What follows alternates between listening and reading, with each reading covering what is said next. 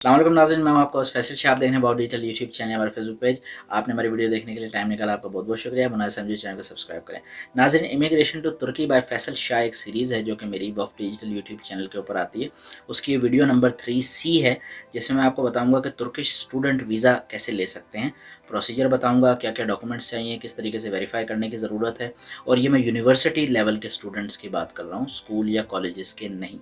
तो इसको अगर आप आना चाहते हैं तो आपको ये चीज़ ज़रूर देखनी चाहिए। वीडियो इंशाल्लाह आपको फ़ायदा देगी। कुछ भी स्किप मत करिएगा, 10 सेकंड में भी इंपॉर्टेंट इन्फॉर्मेशन निकल सकती है। स्पीड डबल करके देखें, आप बोर भी नहीं होंगे और आपको मज़ा भी आएगा और बहुत कुछ सीखेंगे इंशाल्लाह। अच्छा जनाब, सबसे पहले मैं आपको बता दूं कि अगर आपने वीज़ा लेना है, स्टडी वीज़ा तुर्की में, स्टूडेंट बन के आपने आना चाहते हैं, तो पहला काम आपने जो करना है वो ये करना है कि आपने यूनिवर्सिटी सेलेक्ट करनी है अपनी पसंद की। गवर्नमेंट करनी है, प्राइवेट करनी है। कई गवर्नमेंट यूनिवर्सिटीज़ हैं जो कि तुर्किश में पढ़ाती हैं, कम फ़ीस है, फ्री भी है कुछ में, लेकिन फ्री से मतलब ऑलमोस्ट फ्री समझ लें आप। और कई ऐसी यूनिवर्सिटी जो प्राइवेट हैं जिनकी फ़ीस ज़्यादा है, इंग्लिश में पढ़ाती हैं। कई ऐसी यूनिवर्सिटी जो गवर्नमेंट है, इंग्लिश में पढ़ाती हैं, पर उनकी थोड़ी सी फ़ीस ज़्यादा है। फिर अगर आप स्कॉलरशिप प्रोग्राम पे भी आ रहे हैं, उसमें भी ये सारा जो मैं आपको बताऊँगा, ये पूरा का पूरा प्रोसीजर वैलिड होगा। यानी मकसद ये है कि हर सिचुएशन, हर सिनेरियो में ये आपको मामला सारा फॉलो करना पड़ेगा जो मैं आपको बताने वाला हूँ।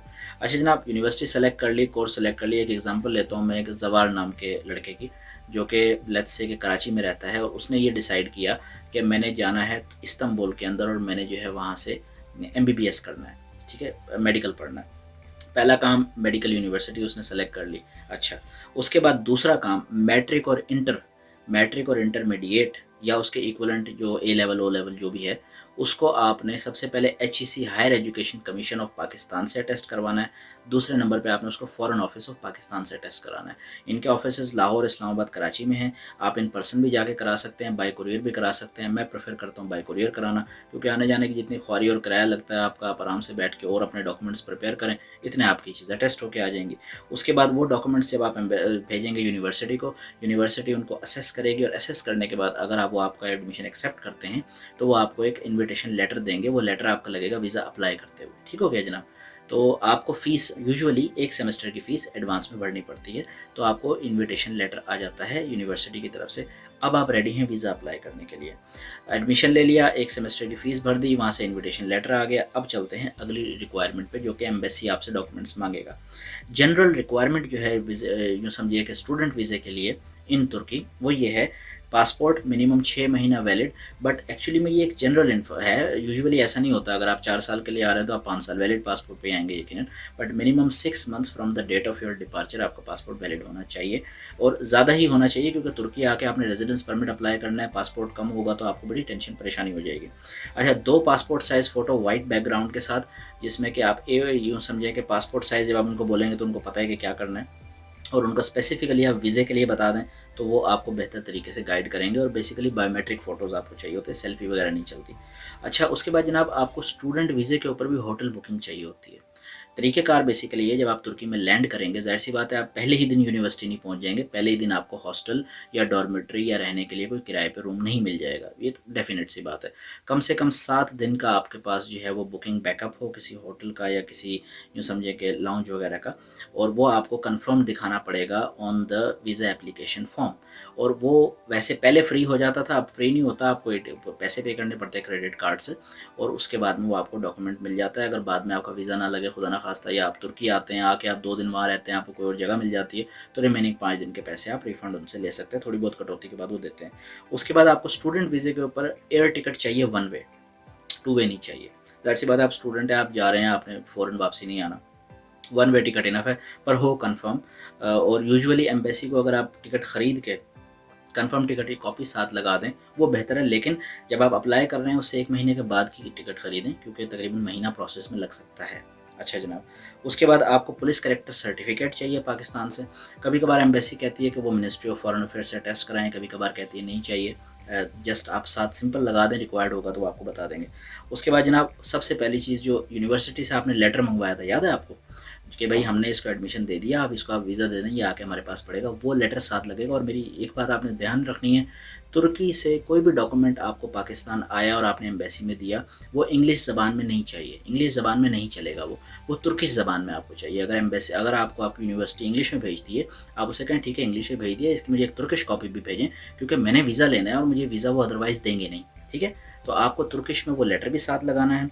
उसके बाद आपको बैंक स्टेटमेंट चाहिए, अगर आप 18 साल से कम के हैं, या अगर आपकी अपनी बैंक स्टेटमेंट नहीं है तो आपके जो फादर हैं या आपके गार्डियन हैं या जो भी आपके यूँ समझिए कि फाइनेंसर हैं, जो उसने आपकी स्टडी के लिए पे करना है, जिस इंसान ने, जिस ग्रेट महान इंसान ने, वो उनकी बैंक स्टेटमेंट प्लस ₹50 के स्टाम्प के ऊपर एक एफिडेविट चाहिए होगा जो आपके स्पॉन्सर की तरफ से होगा, जिसमें वो ये लिखेंगे कि जनाब ये मेरी स्टेटमेंट है, ये मेरी सोर्स ऑफ अर्निंग है, ये मेरा बेटा भांजा भतीजा व्हाट्सोएवर ये तुर्की जा रहा है, मैंने इसको स्टडी करवानी है, मुझे पता है इसके इतने चार्जेस हैं और मैं रिस्पॉन्सिबिलिटी लेता हूँ कि इसके स्टडी के, खाने पीने के, रिहाइश के और ट्रांसपोर्टेशन के ये खर्चे मैं पे करूँगा इसके बिहाफ पे। ये आपको स्टाम्प पेपर पे लिख के अंडरटेकिंग देनी होती है।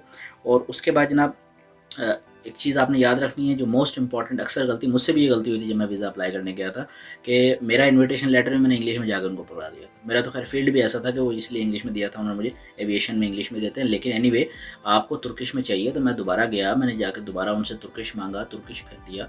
और वो इसमें एक और चीज़ ये कि जब आप यूनिवर्सिटी में एडमिशन लेंगे आप उनको बोलेंगे कि जनाब आपने एक लेटर मुझे भेजना है, एक इसकी कॉपी जैरीज़ के ऑफ़िस को भेजनी है जहाँ मैंने वीज़ा अप्लाई करना है, और एक इसकी copy ministry of foreign affairs जो तुर्की की जिसने वीज़ा देना है उनको जाती है।